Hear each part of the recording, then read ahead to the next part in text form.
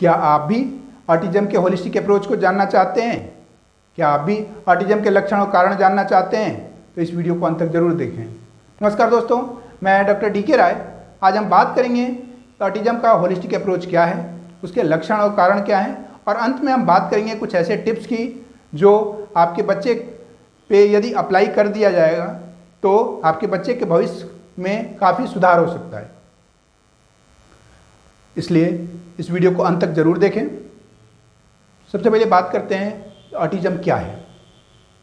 Autism एक ऐसी समस्या है जो बच्चे के दिमाग से संबंधित है, न्यूरो डेवलपमेंटल डिसऑर्डर, यानी बच्चे के ब्रेन का डेवलपमेंट प्रॉपर नहीं हो पाता है, जिसके कारण उसको communication skill, social skill and behavioural skill प्रभावित होते हैं। यानी बच्चा प्रॉपरली बोल चाल नहीं पाता, दूसरे लोगों से प्रॉपरली बिहेव नहीं कर पाता और दूसरे लोगों के साथ घुल मिल नहीं पाता। तो ये समस्या सामान्यतः 18 से 24 महीने में शुरू हो जाती है। इसके लक्षण 18 से 24 महीने से शुरू होकर के और पूरे जीवन भर रहते हैं। तो इसलिए इन समस्याओं को हम इंटीग्रेटेड वे में समझेंगे कि जो है ये समस्याएं किन किन एरियाज से रिलेटेड हैं। सबसे पहले जो बिहेवियरल समस्या है, यानी बच्चा रिपीटेटिव बिहेवियर शो करता है, यानी हैंड फ्लैपिंग करता है, किसी चीज़ पर फोकस बिल्कुल घूरता रहता है, घूमती हुई चीज़ें देखना पसंद करता है, कुर्सी पे बैठ के घूमता रहता है। इसके अलावा जो है बिहेवियरल स्किल में जो दूसरी समस्या है कि उसकी सेल्फ इंजूरियस बिहेवियर हो जाता है, अपने आप को ही डैमेज हिट कर लेता है, दीवार पे सिर मार लेता है, सेल्फ बाइटिंग करता है, दूसरे लोगों का बाल नोच लेता है। तो ये सेल्फ इंजूरी। इसके अलावा सेंसरी बिहेवियर, यानी बच्चा सामान्य आवाज़ पर भी कान बंद कर लेता है, थोड़ा सा भी पिंच करने पे वो चौंक जाता है, यानी उसको टच, पेन, टेम्परेचर और लाइट के प्रति या तो हाइपर सेंसिटिव होता है या हाइपो सेंसिटिव होता है। उसके बाद अपने रूटीन के प्रति वो इतना अटैच हो जाता है कि थोड़ा सा भी आप उसके रूटीन को चेंज करिए तो वो रेजिस्ट करता है। इसके अलावा वो जो है दूसरी चीज़ों में भी इतना घुल जाता है, जैसे किसी स्पेसिफिक चीज़ में इतना अधिक इन्वॉल्व हो जाएगा कि उसको इन डेप्थ जानना चाहेगा, कुछ चाहे वो कोई स्पोर्ट्स हो या कोई बुक हो या कोई स्पेसिफिक सब्जेक्ट हो। इलोन मस्क की तरह, इलोन मस्क भी माइल्ड ऑटिज्म से प्रभावित थे, तो उन्होंने भी किस तरह से दुनिया को बदला है ये सभी को पता है। तो उसी तरह से ऑटिज्म की ये खासियत अच्छी चीज़ है कि ऑटिज्म वाले बच्चे किसी स्पेसिफिक चीज़ में इतना अधिक इंटरेस्ट लेते हैं कि वो उसमें इन डेप्थ स्पेशलिस्ट बनने की कोशिश करते हैं।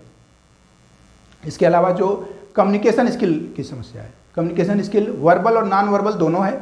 वर्बल स्किल में कि बच्चा या तो बोलता नहीं है या देर से बोलता है, और नॉन वर्बल में बच्चा आई कांटेक्ट नहीं देता, नाम बुलाने पे रिस्पॉन्ड नहीं करता, या फिर दूसरों की बॉडी लैंग्वेज को समझ नहीं पाता। तीसरा जो समस्या है वो सोशल स्किल की, बच्चा दूसरे लोगों से घुल मिल नहीं पाता, दूसरे बच्चों के साथ खेलता नहीं है, अकेले रहता है, अपनी दुनिया में ही मस्त रहता है। चौथी जो समस्या है वो फंक्शनल स्किल की, यानी बच्चे को सोने की समस्या होती है, बच्चे को नींद नहीं आती है, वो खाने में कुछ स्पेसिफिक चीज़ें ही खाना पसंद करता है। इसी तरह से जीआईटी की प्रॉब्लम, यानी पेट से संबंधित उसकी समस्याएं, पेट में दर्द होता है, गैस बनता है, भूख कम लगती है। इसके अलावा उसको लूज मोशन या कॉन्स्टिपेशन होता है। तो ये रही कि समस्याओं की बात कि क्या उसके चैलेंजेज होते हैं। अब इसके कारण क्या हैं? ऑटिज्म का कारण अब तक कोई निश्चित रूप से जाना नहीं जा सका है, लेकिन कुछ एसोसिएटेड रिस्क फैक्टर हैं जो ऑटिज्म वाले बच्चों में देखने को मिलते हैं। जो सबसे पहला रिस्क फैक्टर है जेनेटिक, या डाउन सिंड्रोम या फ्रेजाइल एक्स सिंड्रोम के साथ देखने को मिलता है।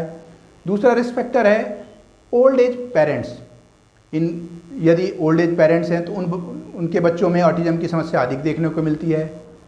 तीसरा है लो बर्थ वेट बेबी, यदि आपके बच्चे का वेट बहुत ही कम है तो ऐसे बच्चों में भी ऑटिज्म की रिस्क अधिक होता है। चौथा है सिबलिंग, यानी यदि बच्चे के भाई बहन में से किसी को भी ऑटिज्म है तो इन बच्चों में ऑटिज्म का रिस्क बढ़ जाता है। अगला जो रिस्क फैक्टर है वो है मेटल टॉक्सिसिटी। मेटल टॉक्सिसिटी यानी कुछ टॉक्सिक मेटल्स ऑटिज्म वाले बच्चों में के ब्लड में अधिक पाए जाते हैं, जैसे cadmium, mercury, lead, copper, tin आदि ये देखने को मिलते हैं। और ये सामान्यतः 80 to 90% ऑटिस्टिक बच्चों में देखने को मिलते हैं। आप यदि आपका बच्चा ऑटिस्टिक है तो आपको भी न्यूट्रिशन टॉक्सिसिटी प्रोफाइल ज़रूर कराना चाहिए, ताकि ये पता चल सके कि आपके बच्चे को भी मेटल टॉक्सिसिटी तो नहीं है। और यदि मेटल टॉक्सिसिटी है तो इमीडिएटली आप अपने डॉक्टर से संपर्क करें, या आप चाहें तो मुझसे भी ऑनलाइन कंसल्टेशन ले सकते हैं। इसका लिंक आपको डिस्क्रिप्शन में मिल जाएगा। इसके अलावा जो अगली समस्या है वो है न्यूट्रिशनल डेफिशिएंसी की। इन बच्चों में न्यूट्रिशनल डेफिशिएंसी भी मिलती है, और जो सबसे कॉमन न्यूट्रिशनल डेफिशिएंसी है वो है एसेंशियल फैटी एसिड की कमी। एसेंशियल फैटी एसिड से ब्रेन डेवलपमेंट होता है, लेकिन इनमें चूंकि ऑटिस्टिक बच्चों में एंजाइमेटिक डिफेक्ट होने के कारण एसेंशियल फैटी एसिड का एक्सक्रीशन होने लगता है, और जिससे उनमें एसेंशियल फैटी एसिड की कमी और ब्रेन डेवलप हो जाती है और ब्रेन डेवलपमेंट प्रभावित होता है, जिससे स्पीच की समस्या आ जाती है, नींद की समस्या आ जाती है, और वो फोकस या कंसंट्रेशन नहीं कर पाते। इसके अलावा जो अगली न्यूट्रिशनल डेफिशिएंसी है वो है पायरोलूरिया बोलते हैं। कुछ जेनेटिक डिफेक्ट के कारण ऑटिस्टिक बच्चों में पायरोलूरिया की समस्या होती है। इसमें बच्चों के यूरिन में क्रिप्टोपायरोल का एक्सक्रीशन हो जाता है, वो एक्सक्रीशन काफ़ी बढ़ जाता है, जिससे बच्चे में विटामिन B6 और जिंक की कमी हो जाती है। तो यदि आपके बच्चे में ऑटिज्म है तो उसका क्रिप्टोपायरोल लेवल उसके यूरिन में ज़रूर चेक कराइए। अगला जो हम बात करेंगे कि ऐसे बच्चों में विटामिन D की भी कमी पाई जाती है, मैग्नीशियम की भी कमी सामान्यतः देखने को मिलती है, और vitamin C, vitamin A, B12, B1, B6 इनकी कमी देखने को मिलती है। इसीलिए विटामिन सप्लीमेंट थेरेपी को अल्टरनेटिव थेरेपी के रूप में यूज किया जा रहा है। इसके अलावा जो अगली समस्या है वो है मेटाबॉलिक डिस्टर्बेंस है।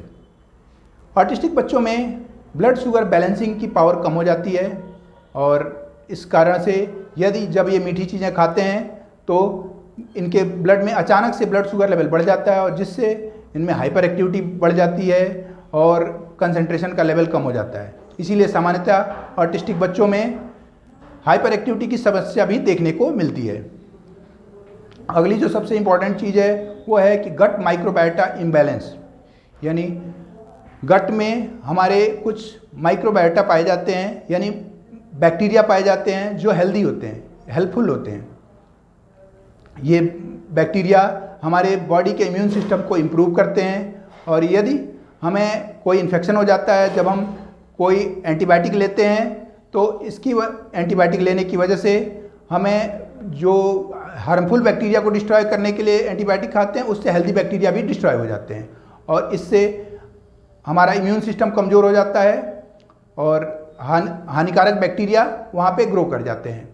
और ये हानिकारक बैक्टीरिया कुछ मेटाबोलाइट्स प्रोड्यूस करते हैं, और कुछ न्यूरोट्रांसमीटर्स यानी कुछ केमिकल्स प्रोड्यूस करते हैं, जो हमारे इम्यून सिस्टम को स्टिमुलेट करता है, और वेगस नर्व के थ्रू हमारे ब्रेन को स्टिमुलेट करता है, जिससे बच्चे का स्पीच, कंसंट्रेशन और बिहेवियर अफेक्ट होता है। तो इसलिए इस थ्योरी को हम बोलते हैं कि गट ब्रेन थ्योरी, और ये ऑटिज्म के इलाज में काफ़ी पॉपुलर हो रहा है। इसीलिए माइक्रोबायोटा रिप्लेसमेंट थेरेपी इलाज के रूप में काफ़ी प्रचलित हो रहा है। इसके बारे में हम डिटेल में अगले वीडियो में बात करेंगे, और holistic approach on autism series की अपकमिंग वीडियोज में हम होलिस्टिक अप्रोच से कैसे ऑटिज्म का डायग्नोसिस करें और उसका कैसे ट्रीटमेंट करें, इसके बारे में भी हम डिटेल में बात करेंगे। तो इसलिए हम चाहेंगे कि आप इस the best health tips channel को सब्सक्राइब कर दें, अगर आपने अब तक सब्सक्राइब नहीं किया है तो। अब हम बात करेंगे कि अब यदि हम इन सभी कारणों का होलिस्टिक वे में डायग्नोसिस करके और ट्रीटमेंट कर पाए तो हमारे बच्चे का भविष्य में काफ़ी सुधार हो सकता है, हमारा बच्चे का भविष्य काफ़ी उज्जवल हो सकता है। इसलिए हमें इन दो चीज़ों पे इमीडिएटली फोकस करना चाहिए। एक तो अपने बच्चे का न्यूट्रिशन टॉक्सिसिटी प्रोफाइल टेस्टिंग आज ही ज़रूर कराएं यदि आपके बच्चे को ऑटिज्म है तो, और दूसरा पायरोलूरिया टेस्ट, यानी बच्चे के यूरिन में क्रिप्टोपायरोल का एक्सक्रीशन तो नहीं हो रहा है, ये दो टेस्ट जरूर कराएं, और यदि है तो तुरंत डॉक्टर से संपर्क करें। और यदि यह वीडियो आपको अच्छा लगा तो लाइक करें, चैनल को सब्सक्राइब करें और दूसरे लोगों के साथ शेयर करें। Thank you for watching the video.